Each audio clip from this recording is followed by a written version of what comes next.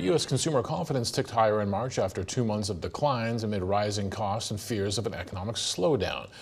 But despite all those issues, spending levels haven't really been impacted yet. Joining us now to discuss is Jacky He, Global Consumer Discretionary Analyst with TD Asset Management. Jacky, welcome to the show. Glad to be here. Thank you, Greg. These are very interesting times when you're talking about retail stocks and consumer discretionary, all the concerns that we have, the fact that we've seen the cost of borrowing increase very dramatically in the year, but the consumer for the most part is held in. What's going on out there? Yeah, it's interesting, Greg. I still recall last year, like how many times I got surprised by my grocery bills and at the gas station, right? Like higher borrowing costs, just as you said, like just make everything worse, right? But if you look at the data, the real income, that's your income minus inflation, that went down 6%, but real consumption, real PCE went up 3%.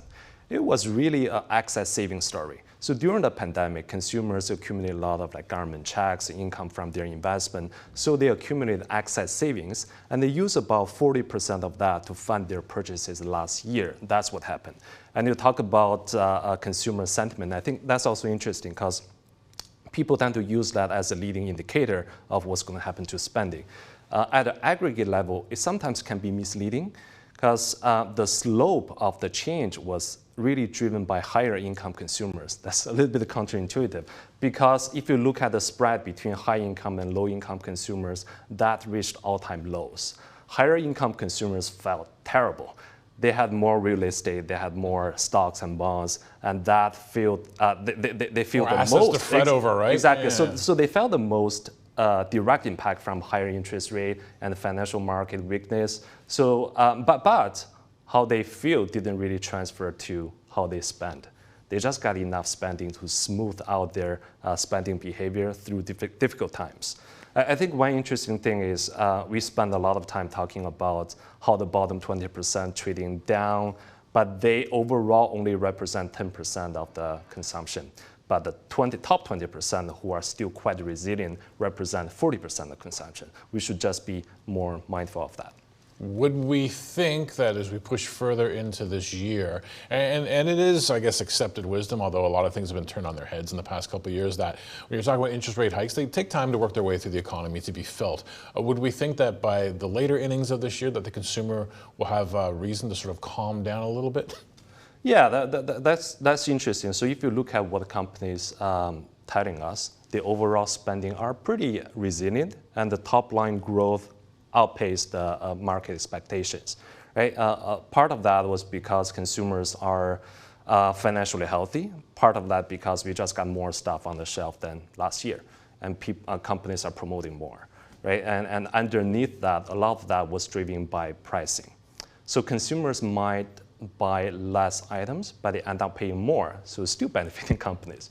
Right? But if you look at what happens to the company's profitability perspective, they didn't really work well. Most companies saw margin contraction. Right? They end up paying more commodity costs. They end up paying the employees more. Good thing is we start seeing some signs of inflection. And if you look at the inventory is really coming down. That means less pressure for retailers to promote more. And you see the cost for supply chain also coming down quite significantly. If you ship stuff from China to the US, for example, it used to cost you $10,000 per container. Now you get it below $2,000. Right? So at the end of the day, by the end of the year, we could see top line to be more moderate, more normalized, but margin to be better. But those, because the costs start coming down. So that makes a lot of sense in terms of the corporates and what we're getting from earnings season. What about this big shift we had, right? Understandably, during the pandemic, through all the various lockdowns, we really stocked up on goods, and then everything gets lifted, and then we sort of go out there and just grab onto those services and spend big there. How is that interplay playing out now? Yeah, that's interesting. I like visuals, right? If I can put up the chart I brought in, that really compares the consumer's real income versus their real consumption, right? Look at this in different phases. Like pre-pandemic, we see their real income and real spending grew pretty much overlap each other. That means consumers spend how much they made. right? And during the pandemic, the first half, you saw consumers accumulate lots of stimulus checks and income from their investment, but they had limited opportunities to spend. So that difference accumulated excess savings that was used to fund spending for the second half of the pandemic. And now, for the first time in 3 years, we see those two lines converge again. So what that means to me is normalization. Right? Consumers this year will become more selective when it comes to discretionary spending. That means companies should have start to diverge again. So in this environment, I think the companies with lasting pricing power and margin upside are better positioned.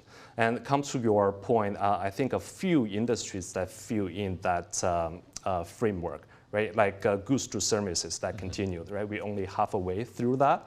And that should continue to benefit travel-related industries as a whole. And then if you look at those off-price retailing industry, that's also interesting. Consumers just got less excess savings and they got less government benefits. So they will care more about the value for every dollar they spend. So those companies are better positioned. And then last but not least, luxury, right? Those customers are better isolated and their products are also more differentiated. So I would say putting that together, that means pricing power and better margin protection. Yeah, let's dig into luxury a bit, because I found it interesting when you talked about how consumer confidence readings can be a bit deceptive, because those people with assets and with wealth feel bad because they're seeing the value of their assets come down, but they still have disposable income. Luxury, let's go far in luxury, like a Ferrari, for example. Yeah, that's interesting. Ferrari, all luxury did really well this year, right? And we talk about the high income resilience, but on top of that, you see China reopening. That's a really meaningful tailwind for the whole industry. China consumption represents about a third of global luxury spend. If you go to tier 1 cities today, look at those shopping malls, right? And look at those average brands, you will see mediocre traffic because consumers are still recovering. But if you go to those top brands, right, like LV, Dior, like Hermes, you see a long line up. So demand is pretty solid. High-end consumers are holding up really well. But it's not only about domestic recovery. 2/3 of Chinese luxury spend is actually outside of China. And because if you're buying a Birkin bag in Paris, that's much cheaper than buying one in Beijing, right? People realize that. And there are also a lot of like idiosyncratic drivers within luxury industry that can be quite interesting. Ferrari, the reason they are doing really well is, one reason is they are finally launching their first SUV called Purosangue. And they're going to charge higher price on that product. It's interesting because if you look around, like 10 years ago, you can find one SUV for every 5 cars. Right? And now pretty much more than half of the vehicles on the road are SUVs. So they've just been a huge driver for the auto industry. And Ferrari, if they succeed, then they can, this product can bring them into a faster growing and a bigger market. And remember, that is just one of the 15 new models they are about to launch in the next few years.